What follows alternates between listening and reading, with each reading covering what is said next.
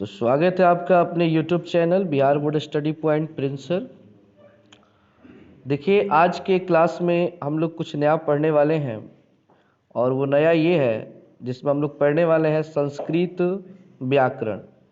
संस्कृत व्याकरण में हमारा बहुत ही एक महत्वपूर्ण टॉपिक है जिसका नाम है अनुच्छेद लेखन, जिसे हम अपनी भाषा में निबंध कहते हैं। अपने भाषा में क्या कहते हैं? निबंध कहते हैं। आप लोग एग्ज़ाम में हर साल एक निबंध आता है लिखने के लिए, जिसमें ऑप्शन भी रहते हैं। करीब करीब 4 निबंध आते हैं, उसमें से कोई एक निबंध लिखना होता है। मतलब 4 टॉपिक से किसी एक टॉपिक पे आपको निबंध लिखना होता है। तो आप लोगों का आज से एक सीरीज चलेगा निबंध का, जिसमें टोटल 13 निबंध मैंने तैयार किया है। जो पिछले बार एग्ज़ाम में ये जितने भी निबंध हैं कभी न कभी पूछे गए हैं, मैंने उसी को तैयार किया है, कोई अलग से नहीं है। कभी न कभी और ज़्यादा बार जो पूछा गया उसी को मैंने लिया है, क्योंकि एग्ज़ाम का एक पैटर्न होता है कि जो भी क्वेश्चन पूछा जाता है अगर बार बार पूछा जाए तो उस क्वेश्चन के आने के चांसेस ज़्यादा रहते हैं। तो पर डे हम लोग एक एक निबंध पढ़ेंगे, एक एक अनुच्छेद लेखन, इसको क्या कहते हैं? अनुच्छेद लेखन पढ़ेंगे। आपको ये कहा जाता है 7 वाक्य में देने के लिए। इसका मतलब 7 वाक्य का अर्थ होता है 7 लाइन नहीं, 7 वाक्य। यानी कि वाक्य का अर्थ क्या होता है? एक कंप्लीट बात। एक वाक्य में कंप्लीट बात होती है, किसकी बात हो रही है, जहाँ पे पूर्ण विराम आ जाए। तो 7 वाक्यों में आपको लिखना होता है निबंध।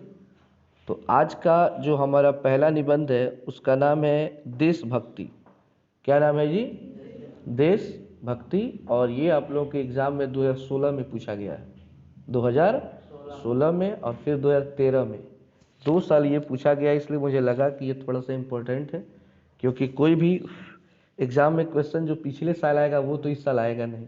हाँ, 2-4 साल पहले का ज़्यादा चांसेस रहता है, उसी को रिपीट कर देता है। तो हम लोग देशभक्ति पर आज निबंध पढ़ेंगे। वैसे 7 वाक्य में लिखना होता है और एग्ज़ाम का पैटर्न हमेशा बदलता रहता है। तो जब एग्ज़ाम में आप बैठेंगे तो आप लोग अच्छे से पढ़ लेंगे कि कितने वाक्य में लिखना है। हो सकता है कि 5 वाक्य भी कहे, क्योंकि पहले क्या होता था कि 7 नंबर का आता था ये, तो 7 वाक्य लिखना होता था, 1 नंबर के लिए 1 वाक्य होता था। तो हो सकता है कहीं 5 नंबर का होगा। एक बार आप लोग देख लीजिएगा मॉडल पेपर या क्वेश्चन पेपर जो पिछले साल का है। तो अगर 5 नंबर का होगा तो खुद ही लिखा होगा कि 5 वाक्यों में आपको लिखना है या 7 वाक्यों में, इससे ज़्यादा नहीं होता है। तो एक बार क्वेश्चन जरूर पढ़ लीजिएगा।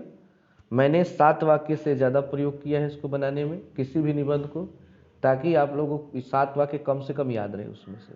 ठीक है, तो चलिए हम लोग शुरू करते हैं आज के क्लास। देशभक्ति। देशभक्ति का अर्थ आप लोग समझते ही हैं, अपने देश के लिए, अपने देश की भलाई के लिए कुछ भी कर गुजरना, वो क्या कहलाता है? जैसे कि देशभक्त चंद्रशेखर आज़ाद, सुभाष चंद्र बोस, महात्मा गांधी, ऐसे बहुत सारे लोग हैं जो अपने देश के लिए अपना जान दे चुके हैं। तो यही कहलाता है देशभक्ति। दुनिया में सबसे बड़ी भक्ति जो होती है वो किसकी होती है? देशभक्ति ही होती है। इससे बड़ी कोई भक्ति किसी भी व्यक्ति के लिए नहीं हो सकती है। तो उसी टॉपिक पे चलिए एक एक लाइन का अर्थ हम लोग पढ़ते हैं। साथ ही साथ आप लोग ये जान लें कि जैसे ही मैं ये टोटल समझा दूंगा, इसका नीचे अर्थ लिख दिया गया है। टोटल लाइन बाय लाइन एक एक वर्ड का नीचे अर्थ लिख दिया गया, लास्ट में उसे शो कर दूंगा। आप लोग उसे नोट कर लीजिएगा, ताकि जब आप रिवीजन करें या पढ़ें बैठ करके और किसी भी शब्द का अगर अर्थ आप लोग नहीं जान पाते हैं, उसका अर्थ समझने का प्रयास करेंगे, अगर आपके पास नहीं होगा तो वो अर्थ ही आपका काफ़ी हेल्प कर सकता है। वैसे एग्ज़ाम में आपको अर्थ नहीं लिखना होता है, ये गलती मत कीजिएगा कि सर लिखवाए हैं पूरा मतलब लाइन से संस्कृत, नीचे अर्थ अर्थो लिख देंगे। ऐसा कीजिएगा तो सब गलत हो जाएगा। अर्थ केवल दिया जा रहा है आप लोगों को समझने के लिए, ठीक है ना? तो टोटल हम लोग निबंध का सीरीज पढ़ेंगे पर डे एक। 13 निबंध है। कितने निबंध है? और निबंध पढ़ने के बाद हम लोग पढ़ेंगे पत्र। ऐसे ही 10 से 12 क्या पढ़ेंगे? पत्र पढ़ेंगे, कैसे लिखा जाता है। तो चलिए शुरू करते हैं। यस्मिन् देशे वयं जनसाधारणं कुर्मः स हि अस्माकं देशः जन्मभूमि वा भवति। यहाँ पे कहा जा रहा है कि यस्मिन् देशे, इस देश में, वयम जन्म धारणम, हम लोगों ने क्या किया? जन्म लिया। कुर्मा स ही अस्माकम, यहीं पर हमारा कुर्म है। कुर्म मतलब होता है कर्म। अस्माकम देश जन्म भूमि वा भवती, और इसी को हम लोग अपनी जन्म भूमि भी कहते हैं। यानी जहाँ पर हमारा जन्म हुआ, जहाँ पर हमारा कर्म हुआ, उसी को क्या कहा जाता है? जन्मभूमि कहा जाता है। क्या कहते हैं बाबू? जन्मभूमि कहते हैं। ये एक वाक्य हो गया। जहाँ भी पूर्ण विराम आया इसका अर्थ क्या हुआ? एक वाक्य। एक वाक्य में एक नंबर मिलते हैं, ठीक है ना। जननी इव जन्मभूमि पूज्या आदरणीय च भवती। जननी, जननी मतलब होता है माता, और जन्मभूमि जहाँ पर हम जन्म लेते हैं, इनसे पूज्य और आदरणीय कोई नहीं होता है। यानी हमारी माँ और हमारी मातृभूमि, यह हमारे जीवन में सबसे क्या होती हैं? आदरणीय होती है। आदरणीय जिनका हम क्या कर सकते हैं? आदर कर सकते हैं, सम्मान कर सकते हैं। इसका अर्थ आप लोग मत समझिएगा आपके दूसरे का इसका मतलब बेइज्जती करेंगे। माँ का सम्मान करेंगे, मातृभूमि का सम्मान करेंगे, बाकी लोगों का क्या करेंगे? बेइज्जती करेंगे, ऐसा कोई बात नहीं है। मतलब इनका ज़्यादा सम्मान होना चाहिए। अस्याद् यशः सर्वेषां देशवासिनां यशः भवति। हमारे यश से, हमारे यश से सभी देशवासियों का यश होता है। यश मतलब होता है किया गया अच्छा कार्य, आपका नाम। अगर आप अच्छे काम करते हैं तो आपके समाज में, आपके एरिया में आपका एक अलग पहचान बनता है, उसे यश कहते हैं। क्या बोलते हैं? यश। तो हमारा यश जब बढ़ेगा तो हमारे देश का भी यश बढ़ता है, हमारे देशवासियों का भी यश बढ़ता है। जैसे कि मान लीजिए कि इंडिया क्रिकेट खेलती है और वो कोई पदक जीतती है, चाहे वर्ल्ड कप हो चाहे कुछ भी, तो क्या किसी एक व्यक्ति का नाम होता है? उसमें पूरे देश का नाम होता है। तो अगर हम कुछ भी करते हैं तो उसमें जो यश होगा केवल आपका नहीं, आपके देशवासियों का भी होगा। अस्या गौरवेण एव देशवासिनाम गौरवम भवति। हमारे गौरव से, हमारे किए गए कार्य के गौरव से हमारे देशवासी भी क्या होते हैं? गौरवान्वित होते हैं। मतलब वो भी हम पर प्राउड फील करते हैं। जैसे कि मैंने अभी एग्जाम्पल दिया कि क्रिकेट की, जैसे सचिन तेंदुलकर का नाम तो आप लोग जानते ही होंगे। तो सचिन तेंदुलकर का अपना एक रिकॉर्ड है, अपना एक रिकॉर्ड है कि शायद वो सबसे ज़्यादा रन बनाए थे, ऐसा करके कुछ, जो अभी तक कोई नहीं बनाया है। तो कहने का सेंस यही है कि हमारे देश में या किसी भी व्यक्ति का कोई भी देश हो, अगर वहाँ पे वो अच्छा काम करता है तो पूरे देश के लोग उस पर प्राउड फील करते हैं, उस पर गर्व महसूस करते हैं कि हाँ ये मेरे देश का व्यक्ति है, इसने ये काम किया है। आप भी कोई अच्छा काम करते हैं तो आपके समाज में, आपके आसपास, चाहे जितना भी क्षेत्र में आपको लोग जानते हैं, जिस लेवल का आप नाम करते हैं, लोग आपको अच्छा ही मानते हैं, आप पे गर्व महसूस करते हैं, चाहे आपके माता पिता हों, आपके गार्जियन, कोई भी हो। तो हमें अपने अंदर क्या होनी चाहिए जी? देशभक्ति की भावना होनी चाहिए कि हम अपने देश के लिए समय आने पर कुछ भी कर सकते हैं। ये जना स्वभाय उदारतम देश हितम कुर्वन्ति। जो लोग देश के हित के लिए कार्य करते हैं वे ते अधमा संति, वे अधम होते हैं। मतलब कि जो व्यक्ति अपने लालच को त्याग करके, अपना स्वार्थ त्याग करके अगर देश का हित करते हैं, देश हित मतलब देश के लिए काम करते हैं, वे अधम होते हैं। अधम मतलब होते हैं कि वो महान व्यक्ति होते हैं। देशभक्ति सर्वासु भक्तिषु श्रेष्ठा कथ्यते। कहा जाता है कि देशभक्ति सभी भक्तियों में श्रेष्ठ कहलाती है।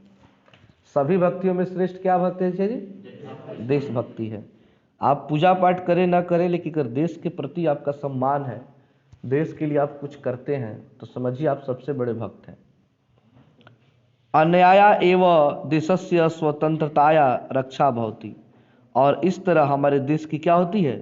स्वतंत्रता की रक्षा होती है। यानी कि सबके अंदर देशभक्ति की भावना हो, तभी तो हमारा देश आज़ाद होगा जी, तभी तो हमारा देश स्वतंत्र रहेगा। जैसा कि आप लोग जानते हैं कि अगर हमारा देश गुलामी की जंजीरों से अगर अलग हुआ, अंग्रेजों से हम लोग मुक्त हुए, तो उसका कारण क्या था? देशभक्ति थी। जितने भी लोग थे जो अपने देश को आज़ाद कराना चाहते थे, उनके मन में क्या थी? कि चाहे कुछ भी हो जाए, हम अपने देश को आज़ाद करा के ही रहेंगे। उसके लिए कई लोग मारे गए। अब कम कम उम्र में अपना जान दे दिए। क्या उनमें उनका कुछ लालच था? कुछ नहीं था। तो वो था देशभक्ति। जहाँ पे लालच आ गया वो देशभक्ति नहीं हो सकती है। अन्याया एवं प्रेरिता बहवः देशभक्ता भगत सिंह चंद्रशेखर आजाद प्रभृति। जैसे कि आप लोग जानते हैं बहुत बड़े देशभक्त किनका नाम? भगत सिंह का, चंद्रशेखर आजाद का, प्रभृति मतलब इत्यादि। आत्म उत्सर्गम अकुर्वन, अपने आप को मतलब इस देश पर कुर्बान कर दिया। झांसीश्वरी लक्ष्मीबाई, झांसीश्वरी लक्ष्मीबाई का नाम आप लोगों ने सुना होगा, झांसी की रानी लक्ष्मीबाई। राणा प्रताप यानी महाराणा प्रताप, मेवाड़ केसरी, इनको क्या कहा जाता था? क्योंकि मेवाड़ के राजा थे, मेवाड़ केसरी इनको कहा जाता था। मेवाड़ का शेर, ठीक है ना, केसरी मतलब शेर होता है। शिव वीर यानी कि वीर शिवाजी का नाम भी आप लोगों ने सुना होगा। च प्रमुखा देशभक्ता, ऐसे बहुत सारे देशभक्त हैं। अस्माकम देश जाता, जिन्होंने अपने देश के लिए क्या दे दिया? जान दे दिया। देशभक्ति सब व्यक्ति समाज देश कल्याणार्थम परमम औषधम अस्ति। अगर हमारे अंदर देशभक्ति है तो समझ लीजिए कि इस देश की हम सबसे बड़ी औषधि हैं, सबसे बड़ी दवा है। क्योंकि दवा का कार्य क्या होता है जी? रोग को दूर करना, कष्ट को दूर करना। तो अगर हमारे अंदर देशभक्ति की क्या है? भावना है, इसका अर्थ है कि हम अपने देश में जो भी दुख है उसको क्या कर सकते हैं? दूर कर सकते हैं। इसलिए हर व्यक्ति के अंदर किसकी भावना होनी चाहिए? देशभक्ति की भावना होनी चाहिए। तो ये आपका निबंध हो गया, अनुच्छेद एक हो गया किस पर? देशभक्ति पर। उम्मीद है कि आप लोग इसे समझ पाए होंगे। यहाँ पे नीचे इसका मैंने लाइन बाय लाइन क्या लिख दिया, इसका हिंदी में अनुवाद लिख दिया है। आप आसानी से इसे पढ़ सकते हैं। यहाँ पे देख सकते हैं, यहाँ पे देख सकते हैं, जिस देश में हम लोग जन्म लेते हैं वही देश हमारा क्या होता है? माता और मातृभूमि पूजनीय और क्या होती हैं? आदरणीय। उसके यश से ही पूरे देशवासियों का यश होता है। इसके गौरव से ही सभी देशवासियों का गौरव होता है। जो लोग अपने उदय के लिए देश का हित करते हैं वे अधम हैं। देशभक्ति सभी भक्तियों में श्रेष्ठ कहा जाता है। इससे देश की स्वतंत्रता की रक्षा होती है। देशभक्ति से प्रेरित लोग जैसे भगत सिंह, चंद्रशेखर आजाद आदि अपना बलिदान दे दिए। हमारे देश में झांसी की रानी लक्ष्मीबाई, मेवाड़ के राणा प्रताप आदि क्या हुए? देशभक्त हुए। देशभक्ति व्यक्ति, समाज और देश के कल्याण के लिए दवा के समान है। तो समझ पाए होंगे बात को। तो अच्छे से आप लोग इसको नोट कर लेंगे बढ़िया से और इसको तैयार कर लेंगे। पर डे आपको एक निबंध मिलेगा यहाँ से। अगर चैनल पे नए हैं तो चैनल को सब्सक्राइब करके बेल आइकन दबा लें और वीडियो को लाइक कर दें। तो आज के लिए इतना ही, फिर मिलते हैं एक नए टॉपिक में।